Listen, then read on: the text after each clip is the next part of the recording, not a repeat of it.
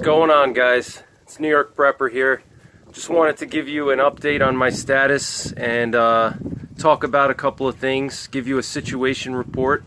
So as of right now, I'm not infected. Nobody in my family's infected. Nobody I know is infected. But one thing I wanted to share with you guys is the weather here, okay? Now, I've spoken before about, being prepared for, cold weather. And here's an example of why you need to do that, okay? We had a couple of inches of snow last night, and it's starting to melt now, and it's about 33 degrees, so it's just above freezing. And these are some of the worst conditions to be in. If you're out in the forest and you don't have proper clothing on, this is the worst case scenario because, your body's going to get wet, and, because of all the freezing rain and stuff, you're going to get wet, and your core temperature is going to drop, okay? But this is why I was telling you guys to be prepared for cold weather, okay? Because you never know when the cold weather's going to strike, and we just had a really weird winter this year over here. I mean, normally we would have snow all winter, through March, but we had a really warm winter, and now all of a sudden we're getting snow at the end of winter, and we're getting these cold spells. So, never underestimate the temperatures and the cold. And I've talked about it before. I've talked about, getting proper essentials for cold weather, whether you're bugging in or whether you're traveling. If you're traveling, you should always have some cold weather gear. And I'll talk about that in a sec, but what I wanted to show you guys is I got some more ammunition here from Bud's Gun Shop. I got some more ammo for my 44. I got 3 more boxes, 60 rounds, 225 grain flex tip. All right, this is what the bullet actually looks like. This is a good general purpose bullet for a 44 Magnum. It's a nice blend of penetration and expansion. Excuse me. And it has the flex tip on it, so it's good for hunting. It has a little bit better accuracy, especially once you go out towards like 50 or 100 yards. I could use this for hunting. So, if we get into a situation where there's food shortages here, I can use this ammo. If I see any deer pass by on my property, I have tons and tons of deer, tons. And if there's a situation where there's a food shortage, I could take a deer if I have to right from my window. And this ammo right here will help me do that. It's very accurate. Now, again, I don't recommend doing that. That's obviously illegal during normal rule of law scenarios. But if there's food shortages and there's total breakdown of society, and I don't have any food, and my family doesn't have food, I have to eat somehow. I'm not going to steal from somebody. I'm going to find my food. And the way I'm going to find it is I'm going to hunt it, all right? And there's a lot of deer in my area. And, it's not something that, I take pleasure in doing. But, when you have to eat, you have to eat. So, think about that, guys. Get yourself some ammo that you can use for hunting, not just self-defense. And these FTX bullets for the 44 mag are very good, very good mixture of different bullets all together, so you can hunt with them, you can defend yourself with them. They have good accuracy. Another thing I got is a face mask. I have a lot of these face masks, and I wanted to get another one, just in case, because these face masks can rip or stuff can happen to them. So I got a bunch of these face masks. I probably have like 4 or 5 of these, but it's always good to have more. They're very cheap. And I've talked about why face masks are important. Not only do they camouflage you, but they also help you hide your identity. Okay, so if I have to do night patrols, if things get really bad and civil unrest happens, and I'm concerned about people coming onto my property and stealing from me or whatever, I want to be able to hide my identity from those people. All right, I don't want them to remember what I look like. If I have to deal with some bad guys on my property, I don't want them to remember my face. All right, because if they see me out in public sometime down the line, you know, whether it's, you know, a month from now, 2 weeks from now, or 6 months from now, I don't want them to remember me. I want to keep my identity hidden. Okay, so face mask, very important. It also camouflages your face as well. I still recommend face paint. I think face paint is the best camouflage. It's better than a mask. But, you know, in this situation, you know, a mask is crucial because it hides their identity. You know, so I also got some more face paint. I got like 4 boxes of face paint. You know, simple things like face paint could dry up. You know, if there's a lockdown, people are going to be ordering face paint, or, you know, simple things like that could dry up. And I'd rather have a little bit surplus more than I need, especially if I'm going to be doing night watches and night patrols. I want to have a surplus. I want to have extra, you know. I don't want to just have 1 box of face paint and then I'm going to use it up in a week or 2 and then I'm out, you know. So I bought like 4 or 5 boxes of face paint, you know, just in case this is a prolonged event, which they're talking about right now. So let me just go down here and show you guys the conditions. It's like a sloppy, wet snow. All right, it's turning into slush. It's raining right now. I'm actually wearing a t-shirt. It's only 34. 34 is not that cold for me. It's actually raining right now. It's like a freezing rain. So I'm actually getting wet as we speak, but I want to show you the conditions here. You know, so like I said, face paint, very important. Face mask, all right? In case I got to patrol my property, I want to have enough face paint. They're saying now that this could be a long-term event, okay? This could last up to a year or even longer than a year. So, you know, we don't even know how bad this is going to be. You know, this could be very, very bad situation, all right? So, it's better to stock up and have a little bit extra than it is to have not enough, okay?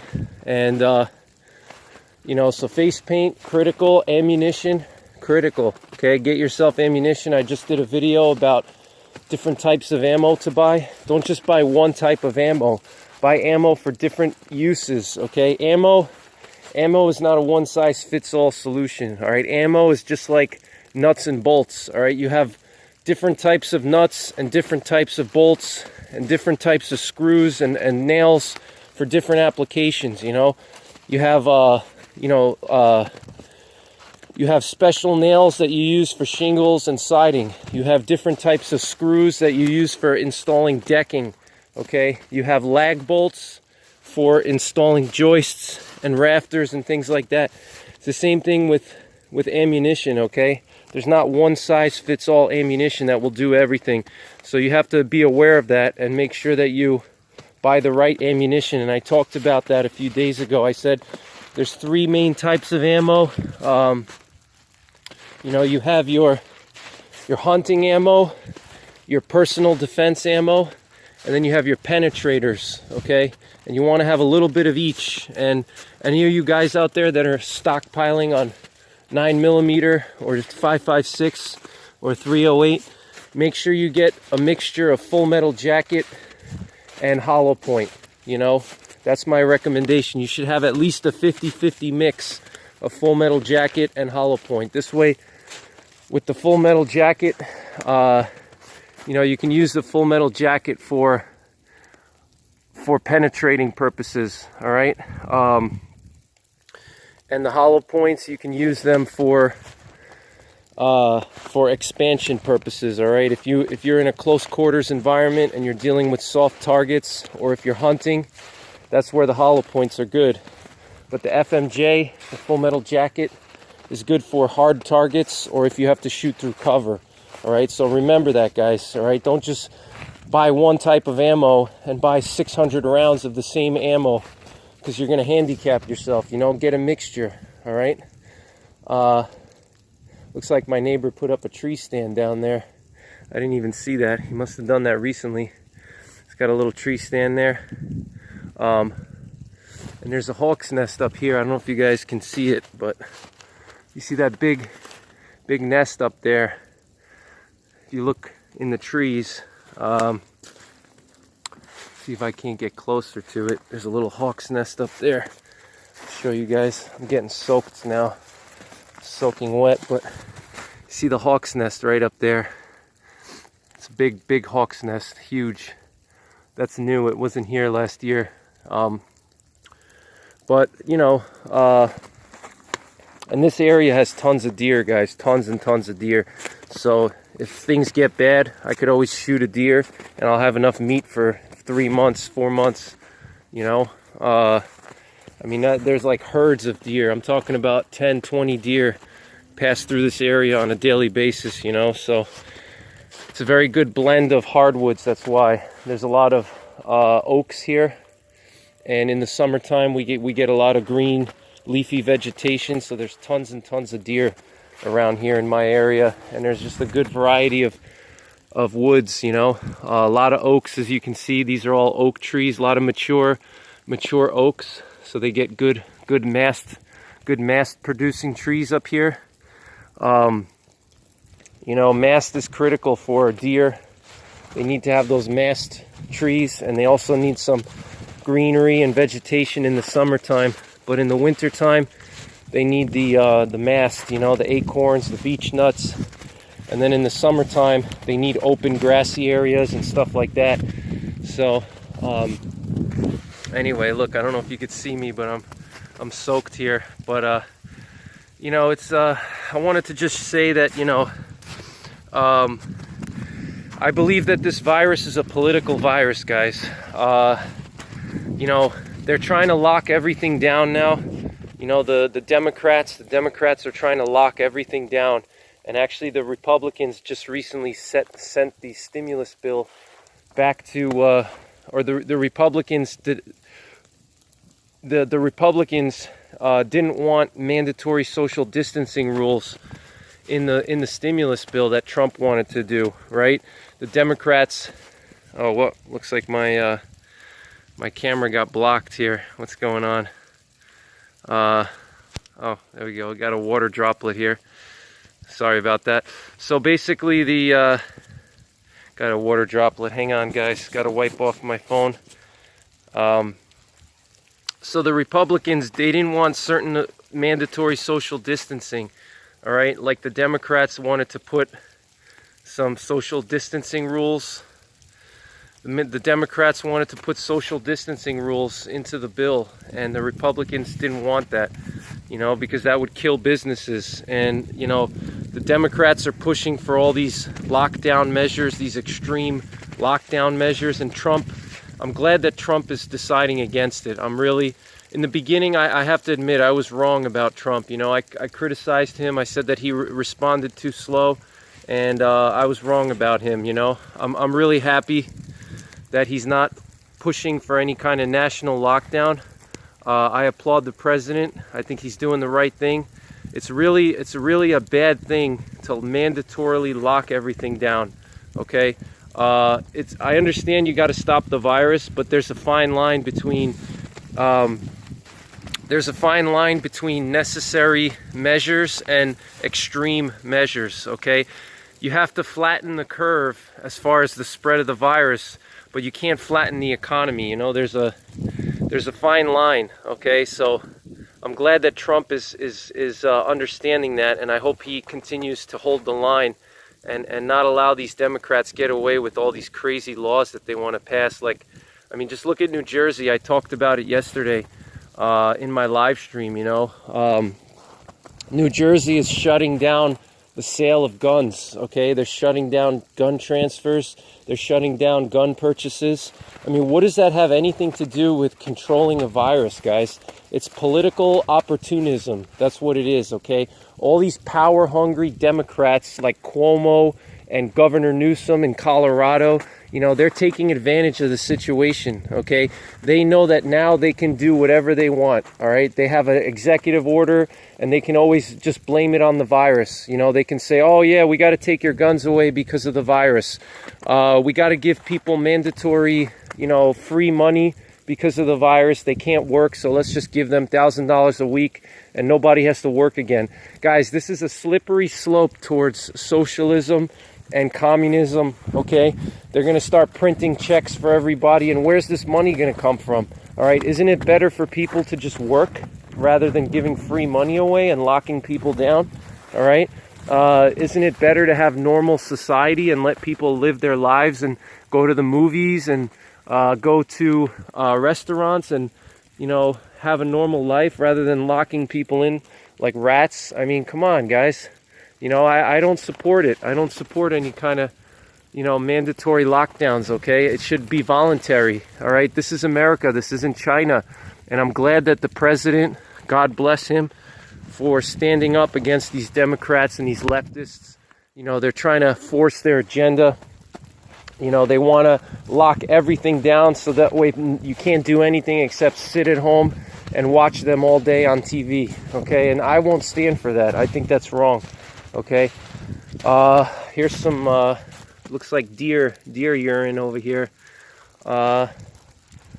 So anyway, guys, stay safe out there, okay? I think the Democrats are using this virus, and I think it's also a New World Order agenda, okay? This is the New World Order. This is their opportunity to have global control, all right?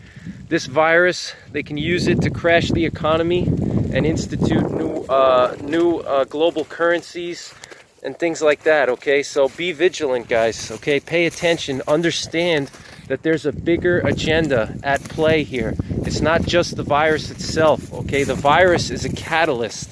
They're using the virus to achieve what they want, okay? Which is total control, taking away your Second Amendment, controlling the world's economy, global currency, all right? And elimination of Christianity, all right? That's what they want. So take care, guys. God bless. I'll keep you posted. I'll do some more self-defense videos and stuff like that. And be ready for the long haul, okay? Be ready for the long haul, guys, because this is going to be more than 2 months or 3 months. They're talking about a year, okay? So be ready for the long haul. And we got to stick together, all right? We got to share intel. We have to stay together, guys, all right? We got to fight the battle against the virus and the leftists together, all right? So take care, God bless, and don't forget the 3 Ps: prepare, practice, and persevere. All right, guys, so cold weather gear that you're going to want to have right now. As you see, it's cold out here and there's snow. Important cold weather gear you're going to want to have in case the power goes out. I did a video on this many times. I've talked about it. All right, for your car, you want to make sure you have boots, a jacket, and warm pants, okay? And warm socks, wool socks, a wool sweatshirt, waterproof boots, okay? Insulated waterproof boots. You're going to want to have, ideally would be a Gore-Tex jacket. If you can't get that, then you want to have some type of a mil-spec poncho, which costs like 30 bucks. And you could drape the poncho over your wool sweater and you're in pretty good shape right there. Gloves, you want to make sure you have gloves or mittens, all right? If it's extremely cold, I always keep mittens in my car in the winter. I keep all these things in my car, all right? So once, like around November usually, beginning of November is when I put all my winter gear in my car and I leave it there all winter, all right? Just in case I break down on the side of the road, I get a flat tire, I skid into a ditch, you know, I want to make sure I have proper clothing and footwear so I don't get frostbite or hypothermia, okay? Especially if it's really cold outside, if it's like, you know, -5, -10, like sometimes over here, we get the cold spells come out of Canada.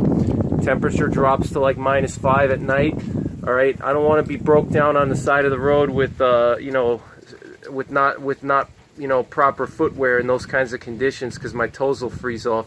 But keep proper clothing, okay, in your car at all times, all right, at least until the weather breaks. Like usually here, the weather breaks in May, all right, even through April. There's cold nights and cold days. It really doesn't start warming up until like mid-May, all right?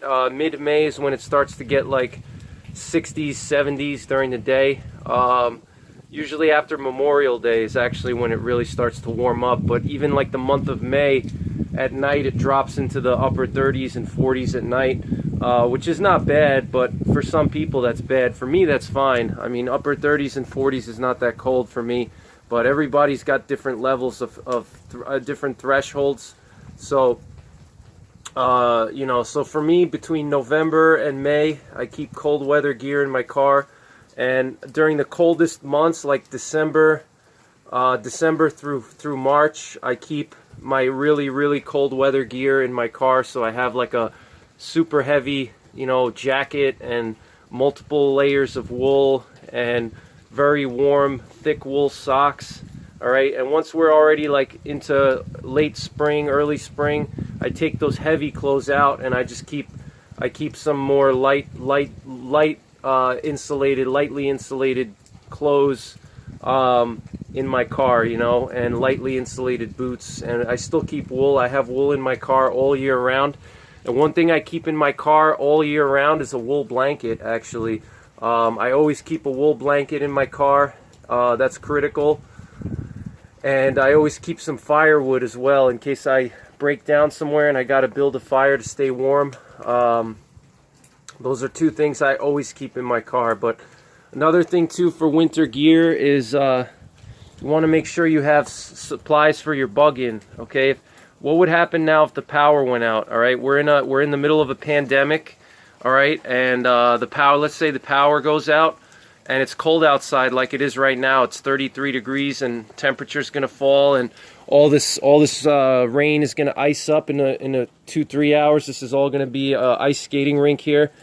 How are you gonna deal with that? Do you have salt? Do you have shovels? Do you have you know, a generator? Do you have a buddy heater to heat up your apartment or your house? Do you have firewood, you know, spare firewood? Even if you don't have a fireplace or a wood stove, it's always good to have a couple of bundles of firewood. Okay, the ones you can buy at the gas station, you can grab a couple of those, keep them around. All right, because you may have to start a fire outside to stay warm. If you lose power and you don't have any heat source, you may have to build a fire somewhere outside. You could even improvise a wood stove. I mean, there's ways to do it. I'm not gonna talk about it here because I know there's going to be people saying that it's dangerous and, you know, you can't light a fire inside your home and blah blah blah. But in a worst case scenario, you could theoretically build a small fire in your basement as long as you have some type of an improvised stove that you can make. You know, you can improvise a stove from different materials, and it's not going to be 100% safe, but if you're freezing to death, you got to do what you got to do. Your immediate danger is freezing to death, so you got to deal with that first. All right, you know, but always keep some firewood bundles around. Always keep, you know, if you have a house, you should have a generator. Even if you live in an apartment, you should have a small inverter generator or a solar generator. You know, this way at least, you know, you can power a small heater. Also a buddy heater, I've talked about that. You know, buddy heaters are propane heater. Okay, you can hook up a propane tank to it and it'll heat a pretty huge area with that. They're not even expensive. They cost like $70, and then you got to get yourself a propane tank. You can get the small cylinders, the little you know, propane cylinders, or you can get yourself a barbecue size cylinder. So buddy heater, firewood, generator, you know, blankets, sleeping bags. Okay, all those things you should have on hand at your house. All right, just in case the power goes out during this pandemic, and you know, response may be a little bit slower to restore the power because we're in a pandemic and there may be a lot more people you know, not working and things like that. So